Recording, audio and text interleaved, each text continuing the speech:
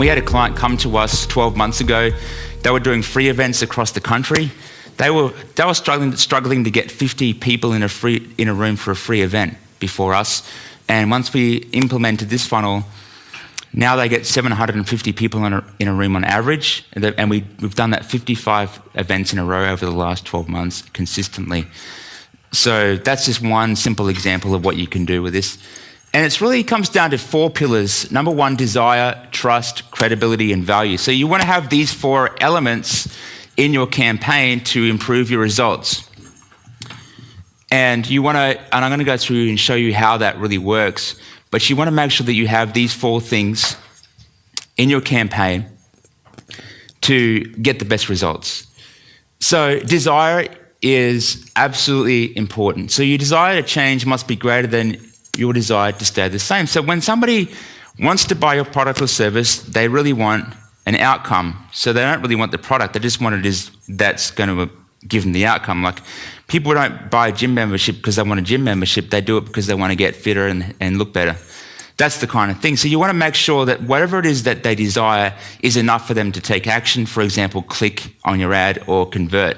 If they don't have enough desire to even look at your lead magnet, for example, then you're never going to get anywhere. So you want to make sure that you're going after the right people, and you want to make sure that you're framing it up in the right way. I see too many people on Facebook ads talk about their product.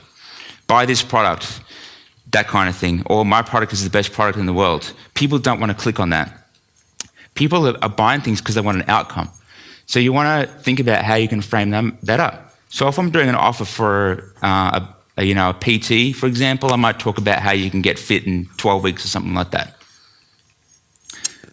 Trust and credibility are 2 things. A lot of people ask me, what's the difference between trust and credibility? So trust is really just that feeling you get when you meet someone or when you have rapport with somebody. So you're trusting them, it's kind of like on an emotional basis. I'll give you an example of how that works. Let's just say that you needed to get life-saving heart surgery and you went to the best doctor in the country. This doctor had won so many awards. He's got like hundreds of degrees, and he's got accolades, and he's just like the best heart surgeon in the whole country. But when you meet him, there's something not quite right about him, and you feel a bit off, and you feel in your heart that there's something dodgy about this guy. You're going to be thinking about, should I go with this guy or should I go with somebody else? So trust is very, very important to be able to build that rapport, to be able to resonate with your target audience. And I'm going to show you specifically exactly how to do this too on a funnel too. So credibility, trust and credibility. Credibility is all about being a trusted advisor, being preeminent in your field, demonstrating that you can achieve the result that you've promised through testimonials, awards, specific results, things like that. So demonstrating what it is that prove that you know what you're doing. I think I missed a slide, but that's okay. I know it's later on. So value. Value is this is the 4th pillar. People do not want to buy something unless they think the value far outweighs the price they're paying. In terms of money, obviously, if you're spending $1,000, they want at least $2,000 back in value. But there's many different ways to do this. ROI, second order benefits, all these kinds of things. But in terms of, if you want to look at it from a different point of view, when you are asking people for an email address, they're still weighing up whether this is worth it or not. They're still weighing up, is this book worth it for me to put my email address in?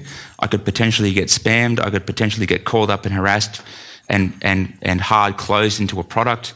All these things go through their mind. So they're thinking, is this thing worth it? So even from that macro level, micro level, even clicking on the ad, they're thinking about, is it worth it? So you want to make sure that you're presenting the fact that it's going to be worth it when you click on this ad or when you opt in for your lead magnet. So in terms of sales, what happens if you have one of these 4 things missing? If you had desire, credibility, and trust in your funnel, but you weren't able to demonstrate value effectively, they're going to think that your price is too high, or they're going to think it's not worth opting into your offer. If you have desire, value, and trust in your funnel, but you have no credibility, and you're making claims and you're making promises and you're presenting offers, they're going to be less likely to believe what it is that you're telling them. They're going to be skeptical, and they're going to probably ask for 1,000 references and then end up not buying from you anyway. Who's had somebody who wanted to talk to 10 clients and then not buy from you anyway. All right? It happens. If you have desire, credibility and value, but no trust, they're probably going to be less likely to want to hand money over to you because there's something not quite right they're going to feel. And the fourth one, desire. If there's no desire, they're not even going to click on your ad. They're going to scroll through. So desire for your product or service is a major key. If you don't have demand for your product, then you can't sell it. Marketing 101. But I want you to think about this in this light. Difference between want and need. Most people don't buy what they need, they buy what they want. So if you have, I like to use fitness because it's a really simple example to understand for everyone. If you have a gym or a personal training business, the people that need it are the ones that have never been to the gym or are unfit or unhealthy. But they're less likely to want to go and do a boot camp or join a gym, right?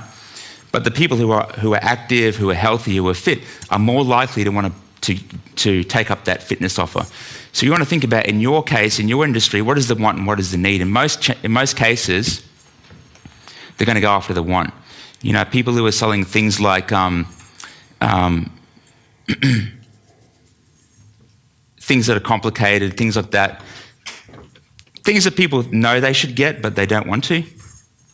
You want to avoid that kind of stuff. You want to think about how you can get in front of those people.